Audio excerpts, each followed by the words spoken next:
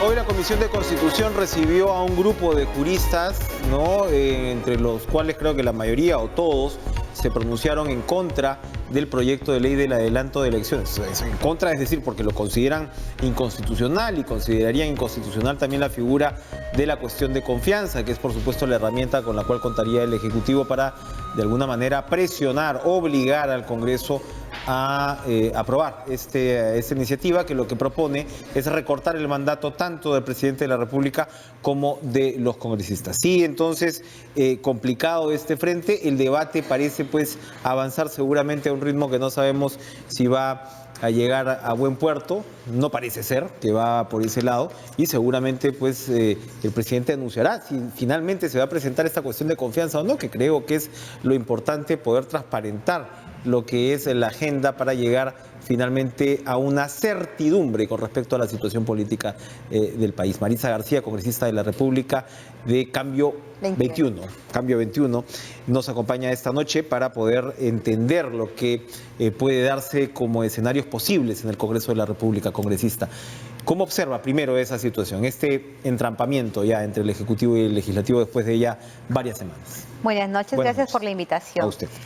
He visto que la Comisión de Constitución y todo el grupo de parlamentarios que la integran están sumando esfuerzos para llegar de alguna forma a un entendimiento, pero no ha sido posible. Hemos visto el señor presidente del Congreso se ha constituido, hasta el Ejecutivo, no ha habido por ese lado ningún acuerdo, pero están sumando esfuerzos porque están reuniéndose constantemente, estamos reuniéndonos constantemente con personas que son entendidas en la materia, como son el doctor Aníbal Quiroga, el doctor Natalia Primo, el doctor Mesías, versus el doctor Cairo, que hoy tenía una posición totalmente divergente. Era el único, sí, a los tres constitucionalistas que señalaban claramente que el adelanto de elecciones es un tema inconstitucional porque afecta a derechos fundamentales, que es el derecho de elegir y ser elegido. Y es sumamente sencillo.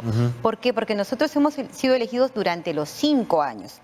Entonces, recortar ese derecho fundamental, que es el derecho de ser elegido, que nosotros ya estamos bajo la teoría de los derechos adquiridos, sería muy difícil aceptar que el presidente de la República, de manera antojadiza o populista, pueda pretender recortar un mandato constitucional. Para hacerlo tiene que haber un consenso político y él ha cerrado las puertas a todo tipo de diálogo. Pero usted ha sido sumamente crítica pues de lo que ha sido su ex bancada Fuerza Popular en todo momento y ha denunciado la forma de gobierno o de operar precisamente del fujimorismo. Ha sido, como repito, sumamente crítica y es finalmente la línea de lo que de alguna manera va el presidente de la República, que dice, oye, esto no funciona, esto no da para más. En otros países, evidentemente, con sistema parlamentario como el de Canadá, vemos pues que se adelantan las elecciones o se disuelven los parlamentos y no pasa mayor cosa, en el sentido de que esta relación es finalmente insana entre Ejecutivo y Legislativo. No ha funcionado.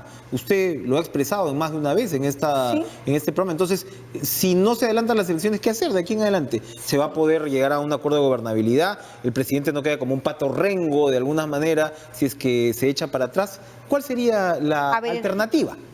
Crítica voy a hacer siempre cuando alguien vulnere la Constitución. Y cuando Fuerza Popular ha trapeado el suelo, y no lo voy a negar, con la Constitución política del Estado, he salido a todos los programas de televisión a defenderla. Y hoy también defiendo la Constitución. No porque me aferre a un cargo político, sino porque vamos a generar pésimos precedentes para el país. Mira los graves errores del Ejecutivo. Presentó una reforma judicial, precisamente para modificar el artículo 359, si más no recuerdo, del Código Penal, con la finalidad de penalizar los financiamientos financiamientos prohibidos de partidos políticos. ¿Y qué ha pasado hoy? Hemos visto que muchos de los procesados están presentando la excepción de improcedencia de acción, señalando que no es delito porque recién se está tipificando.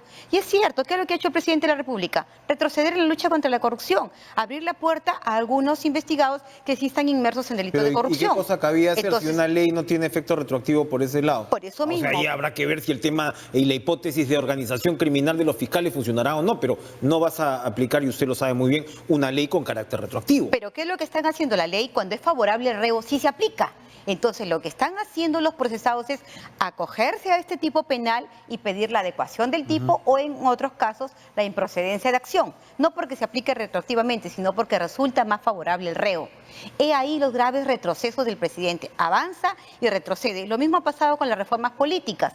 ¿Qué es lo que ha pasado con las reformas políticas? ¿Podemos aplicarlas frente a un adelanto de elecciones? Es imposible, ya lo han dicho, porque el tiempo no nos da, porque no es posible la democracia interna, no es posible la paridad y género. Entonces, eso hace que como ciudadana y como política tenga que decir quiénes asesoran al presidente de la República. Usted que dice avanzar y retroceder, ya es bien difícil que el presidente pueda retroceder, pues no, el presidente ha dicho, yo me voy y nos vamos todos. Retroceder sobre esa figura políticamente, más allá de lo jurídico, es complejo, ¿no? Es bastante complejo y es lamentable porque el país está entretenido única y exclusivamente en todas las reformas, sean políticas, judiciales, la Junta Nacional de Justicia, que también ha sido un fracaso. En todas estamos mirando a la expectativa, pero nadie se está preocupando qué es lo que está pasando con los otros sectores.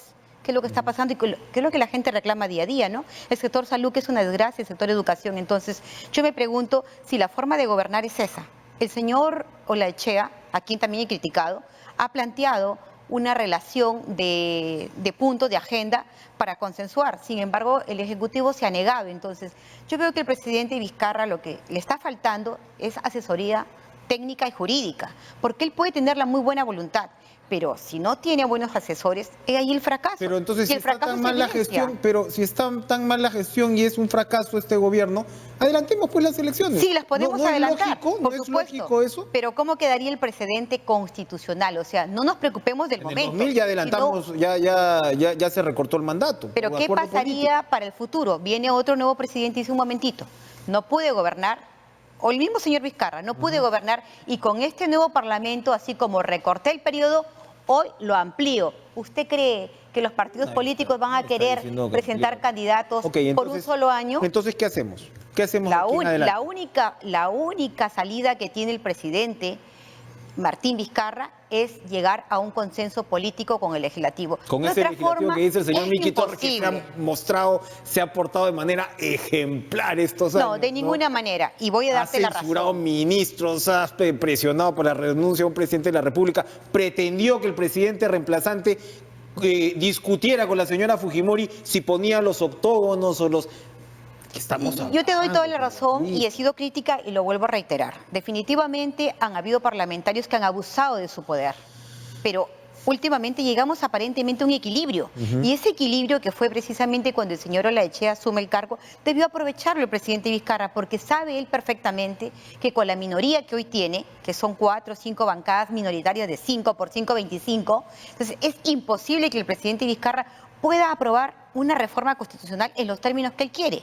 Si no hay consenso, es bastante complejo. Más aún si la Comisión de Venecia ya ha sentado algunos precedentes que han sido adoptados por el Tribunal Constitucional en varios casos que se han visto en el TC respecto a la no reelección de autoridades. En ese caso de la no reelección de autoridades que se sometió al TC el año pasado, la Comisión de Venecia dejó entrever que cuando se trataba de un derecho fundamental, como es el derecho de elegir y ser elegido, sí era un tema inconstitucional, pero cuando se trataba de una no reelección sí podía proceder, porque en este caso ya era un hecho cumplido, un periodo determinado cumplido y que no se afectaba a ningún derecho fundamental. ¿Y qué le parece la opción de la Asamblea Constituyente, de la que se está hablando también en estos días? Incluso ayer lo ha dicho en este programa la señorita, la congresista Indira Wilca, que, en fin, podría darse también una figura de Asamblea Constituyente, incluso en paralelo al funcionamiento del Congreso. Lo ha dicho también su ex colega de bancada, Patricia Donaire. Depende de la voluntad política. Definitivamente la izquierda siempre está por este lado. Pero Patricia Donaire no es la izquierda. No es la izquierda, pero está sumada a la misma voluntad de querer una reforma constituyente, y lo ha dicho también en otros programas de televisión. ¿Usted no está de acuerdo? Yo respeto la posición, y me gustaría sí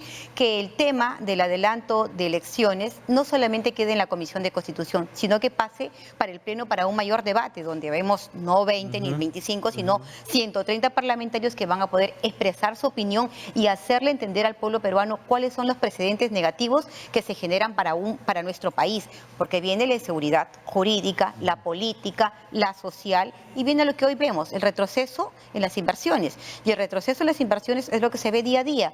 No hay fuentes laborales y no estamos preocupándonos por eso. Entonces, ¿quién va a salvar al país si no somos nosotros? Definitivamente el Congreso no creo que salve al país. Algunos parlamentarios no querrán de repente, y lo reconozco, pero de mi posición siempre voy a ser crítica cuando se quiera trapear el suelo con la Constitución. Cuénteme, Le han criticado la contratación de Juan Manuel Duarte Castro, abogado que fue asesor principal de Pedro Chávarri y estuvo incluso involucrado en este caso del deslacrado de la oficina que tantos problemas le ha traído a Chávarri, que además de alguna manera es un símbolo este caso, el de Chávarri, de lo que en buena medida la población rechaza del Congreso, el tema de los famosos blindajes y demás. ¿Por qué contrató a este señor? Sí, son temas que yo también he rechazado, he criticado y seguiré criticando.